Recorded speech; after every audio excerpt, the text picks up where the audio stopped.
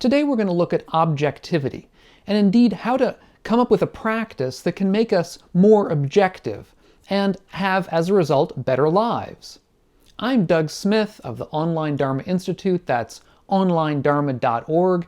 If you're new to this channel and interested in living a wiser and a kinder and a calmer life, consider subscribing to the channel.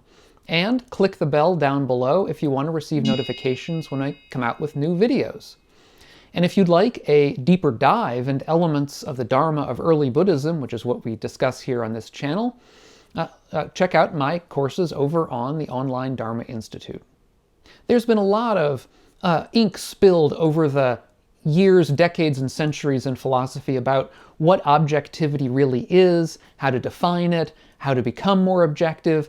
It's an item of controversy, and I'm not going to get into that controversy in this video. For our purposes, to become objective basically means to get ourselves closer to an understanding of the way the world really is, and an understanding that's helpful to us, that brings us into alignment with reality, with nature, the natural world, and as a result to sort of get away from our tendency to making mistakes about the way things are. We'll discuss the problem with subjectivity first, and then at the end of the video I'll try to sketch out something of a response that we can have to that problem, a practice that will bring us towards, in the direction of objectivity. So to begin with, in early Buddhism there was a kind of an existential problem around our subjectivity. And this is understood as the four inversions or perversions of perception. That is to say, four ways that we perceive the world incorrectly, and that misperception leads to problems of mind and problems of view. That is to say, by perceiving the world incorrectly, we tend to, as a result, foment or create a mind that is improper, that is incorrect, that is doing things that are unskillful and unhelpful to us. And indeed also to construct views, viewpoints, beliefs that are also incorrect or improper, that are not helpful to us. So what are these four inversions or perversions of perception, these four ways that we tend to mistake the way the world is? The first of these is that we tend to take what's impermanent as permanent. The second is that we tend to take things that are unsatisfactory or that involve suffering, we tend to take them as not involving suffering, as satisfactory, as good. The third of these is that we take things that are not ourself or not self as self. We tend to self things. We tend to think of things as part of us when they really aren't. And the fourth of these is that we take things that are not beautiful as beautiful. Now, there are various ways that these are all four sort of subjective understandings of the world. First, in the sense that they don't reflect the way things are. In other words, they're mistakes about the way things really are. So in that way, they're subjective. They don't reflect the way the world really is. The other way is that the way these manifest, the way these four problems manifest, depends upon each of us individually. That is to say, they may manifest quite differently in you than in me. So, for example, we may perceive the world as permanent in various ways. Now, I know when I was a young child, in our yard we had an elm tree that was there when my parents bought the house. And when I was a young child, that elm tree was a sort of a permanent feature of the world. And so when it got Dutch elm disease, which many elms do in the United States, and my parents had to cut it down, it was a real trauma for me as a young child because that was something that I thought of as permanent. Now, this is of course a relatively small point, but we all think of our things around us as permanent in the sense of our houses, our lifestyle, perhaps our job, our family. We think of them as permanent, and it's more than just thinking of them that way, as the Buddha's analysis here is that we really perceive them as permanent. That is to say, they are presented to us through our eyes and our ears and all of our senses as being something permanent. We almost think of seeing them as beings who will always be there, or as structures, as houses, or mountains, or whatever it might be. Even nations and countries and lifestyles, all of these things seem to us as permanent. They present themselves to us a certain way, even though if we look back in history, we realize how fleeting these things are, that they come and go, that things around us that seem so long-lasting and even permanent, in fact, only arose in the very recent past.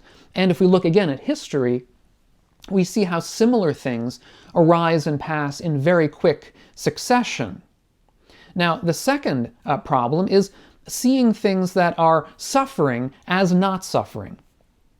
In particular, we tend to of course, it's very easy to say that problems in our life involve suffering, involve an unsatisfactory nature of the world. We see problems in our own life as unsatisfactory. That's not the issue so much. The issue really is in not seeing that in pleasures. So, for example, we understand that getting a new car or a new house or going on a vacation, that these are pleasurable. And so they present themselves to us as completely satisfactory, as something that is really the whole goal of life, if you like. That the goal of life is to achieve more and bigger and more pretty houses, or more and bigger and prettier cars, or whatever it might be, more and longer and more elaborate vacations. And we think of, so as a result, we tend to strive harder and longer to achieve those things that seem to us completely satisfactory, that seem to us ends in themselves, if you like. And of course, we know that this can be a problem. Now, part of the subjectivity here is that, of course, what you find pleasurable and great, I may not, and vice versa. And so we're going to all, as they say, chacun son goût, whatever,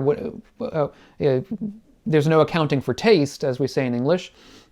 So everyone's taste is slightly different, and one person is going to like one kind of vacation or one kind of shoes or backpacks or whatever, and another one's going to like something else. That's normal. That's part of the subjectivity here. But the problem is in mistaking these for non-suffering, and mistaking these for something completely satisfactory. Because that's what draws us into these kinds of difficulties in life, where we strive endlessly to attain things that are not themselves really that important, that really aren't in themselves satisfactory because they're going to be fleeting. Third, we perceive what is not self as self. That is to say, we identify ourselves with things in the world, and indeed even see things as mine, as who I am. A perfect example would be our own bodies that we perceive, that are presented to us really in perception as who I am, as myself, almost like essentially myself. And what happens, you might say, well, what's the problem here? Well, the problem is that these things change and decay over time, as we know. We can get sick, we can become injured, we undergo old age, which is absolutely, we should be thankful to be able to get to an age where we become old as opposed to not, which is the worst outcome, shall we say. But, you become wrinkled, you get spots, you become ill more often, you become injured more often. Things that you could do before, you cannot do anymore. And these for many people, are real occurrences that are really problematic in their lives. And for myself, I know that I've undergone a number of very minor skin cancer surgeries on my face. 5 times. I'm going to have to undergo a 6th very soon. I'll probably have to take some time off. We'll see. I'll figure this out with these videos. But the point is that every time a surgery like that is done, there's a small change to the way that I look. And I could be very self-conscious about that, thinking I'm changing who I am in some sense. And many people do that. They undergo various kinds of cosmetic surgery in order to feel better about themselves because they identify with the way they look. So these can be, of course, problems. Now, the fourth of these is taking what's not beautiful as beautiful. Now, this is something that I think many of us will find surprising, but for the Buddha, all of our sense perceptions, all of the apparent beauty that we see and hear and feel and taste and touch around us is not really beautiful. And part of the problem of subjectivity in the world for us is in seeing beauty in what is not beautiful. And indeed, one of the most important parts of mindfulness meditation is meditation on what's sometimes translated as the foul nature of the body, which seems extreme to some of us. And again, it's done in a context where the meditators are usually monastics, and so they're trying to overcome sexual attraction. So it's done in a particular context, but the point is bigger than that. The point is that beauty is in the eye of the beholder again, that it depends upon the way you look. Our bodies are beautiful looked at from a particular point of view at a particular time and place, but looked at it from a different point of view, perhaps thinking about our internal organs, which is what the Buddha suggests, or for some of us, thinking of ourselves when we get older and sicker and closer to death, then the beauty seems to evaporate. Again, depending on how you look at it. Now, you can also say, well, you can also look at all of these things as beautiful. Look at the organs as beautiful. Look at old age as beautiful. Of course, that's one way to look at it. The problem for the Buddha is that these involve dangers. In other words, when we approach all of our perceptions, all of our sense data as beautiful, that tends to promote clinging. It tends to promote us to want to hang on to the things. And none of these are things that we should cling to. And as a result, for the Buddha, it is more skillful to look at these as non-beautiful. Not to say that they're ugly. In fact, Sujato, one of these translations that I have linked in the show notes down below, Sujato does translate this as looking at the ugly as beautiful. And that, I think, is overstating the case here. The Buddha's not saying that all of these things are ugly. They're not ugly. It's just that the beauty that they have is completely subjective. And that subjectivity is what tends to make us cling. And so if we can think of things as being only beautiful skin deep, as it were, as being only subjectively beautiful from a particular point of view, and not beautiful in themselves, then perhaps we can relax around our desire to cling to that beautiful car, or beautiful house, or beautiful view, or a beautiful time, and see it only as something that is passing and only that is beautiful from our own perspective, and something that we can let go if we want to, because it's not truly beautiful in itself. So the Buddha then says that these wrong perceptions lead to mistakes of mind and lead to mistakes of view. And I think we can come to an understanding of how that might happen by thinking of these four cases. So if we think of things as being beautiful, as being satisfactory in themselves, that can lead towards a mind of greed, a mind of possession, a mind of wanting to identify ourselves with things that we find beautiful and identify ourselves in opposition to those things that we find ugly. So we can see ourselves dividing up the world, taking over certain parts as what we like, not wanting to be in the presence of other parts. And so not only does it lead to greed, but it can lead to ill will or hatred too. So we see the world again in terms of things that we find ugly, in terms of things that we find unpleasant, and things that we don't want to be around. This leads again to these kinds of minds of greed and hatred and delusion, because these are all delusions for the Buddha. And that also leads in its turn to a kind of an inversion of views, or to wrong views. So we perceive the world as permanent, we take hold of things, we begin to construct viewpoints or belief systems around all of this. So we begin to construct a belief about how so-and-so is really good and important because I find it beautiful. Or we even suppress that. We won't even talk about the beauty. We'll just say, it's clear how important it is to have a big house. It's clear how important it is to have the newest and finest cars. And you can read articles like this all day long on the internet. where people construct views based upon these kinds of delusions about permanence and about value, about ethical value even. And so this is where the problem can lead. So what is the practice then that can lead us away from these kind of subjective inversions of perception and towards a more objective and healthier and more correct way of viewing the world? Well, there are many such practices within Buddhism. We might even argue that all of the Buddhist practices in one way or another are directed towards this end. But if I had to pick one sort of umbrella practice that is crucial for all of this, it would be the practice of fostering non-attachment.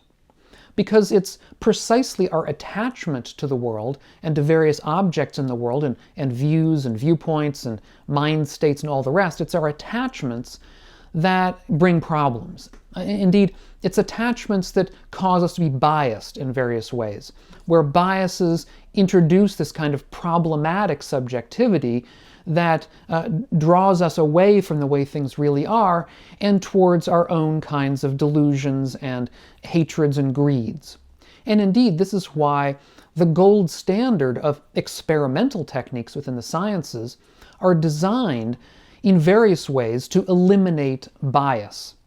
Now, of course, no experimental technique, no technique at all is going to be able to eliminate them completely, unless the Buddha is right that we can literally reach an end to non-attachment. But in any event, in the experimental realm, where we're not dealing with awakened beings, it's impossible to do this absolutely. However, probably, again, the gold standard here is what's known as double-blind studies. And these are studies typically to, let's say, to decide whether a particular proposed drug candidate is effective at curing some disease. And the way that these double-blind studies are organized is that neither the person giving the drug, that is the doctor involved, nor the patient knows whether they're being given the supposed active ingredient or whether they're only being given a placebo, that is to say a sugar pill, if it's a pill involved. And as a result, neither of them is able to know whether they should be biased for or against the proposed treatment. So the doctor giving doesn't know whether it's the real pill, the patient doesn't know, and as a result, the results, the outlines that they give at the end of the study about whether the patient's gotten better or worse are therefore not going to be swayed by unconscious biases, because unconscious biases are rife in these kinds of cases. Now, there's another way of doing this, which is called a single-blind study, where the patient doesn't know whether they're being given the real pill or a sugar pill. But that's, and in these studies, the doctor does know, and you might say, well, but the doctor has no conscious reason to want to intervene, to want to put a finger on the scale. They want to know what's going to work and not. But the problem is unconsciously they can often bias things.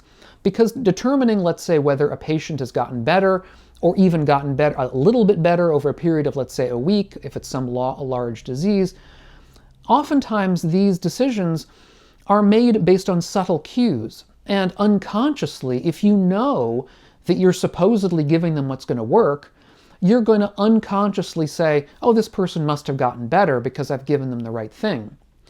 And there's plenty, there are many examples, studies of the way that these biases even unconsciously can work, some of them really quite shocking and surprising, where nobody involved in the case seems to have had any conscious awareness of the biases that they were giving, but nevertheless that they were being biased. The upshot of all this is that we are very, very good at fooling ourselves. We're experts at fooling ourselves. And in the way we do fool ourselves is by clinging to certain parts of the world, by being taken in by them emotionally. And so the practices of non-attachment are practices of defusing these kinds of emotional time bombs by becoming more objective about the way the world is. And one of the ways that this is understood in Buddhism and personified within early Buddhism, it's personified, these kinds of problems we get ourselves into, personified by the character of Mara. Mara is this tempter. Mara is like a sort of a person who is out there tempting us with various little treats, and as a result getting us to do what is not in our best interests. And there's lots of discussion in early Buddhism of how to, as they say, escape Mara's grasp. And this is exactly how we become more objective, is by attempting to escape Mara's grasp. And I have an earlier video on that, which will be helpful, I think, in outlining the ways that we can indeed get better at practice in this regard, and a wonderful poem as well, or parts of a poem, I should say. So I've got this up on the screen, this video, in case you want to watch it next. I would recommend it. I hope we'll catch you on the next one of these videos, and meanwhile, all of you, be well.